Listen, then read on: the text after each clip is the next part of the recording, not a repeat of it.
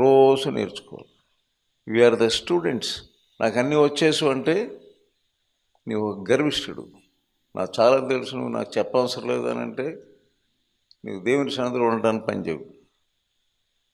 నువ్వు నాకు చెప్పవసరం లేదనే పరిస్థితికి రాకూడదు.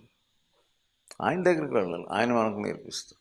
ఆయన వంగి వంగి వంగి తన యొక్క తండ్రి దగ్గర అనేక విషయాలు కూర్చొని నేర్చుకున్నాము. సో ఆయనే నేర్చుకున్నాడు. ఎప్పటి వరకు నేర్చుకున్నాడు?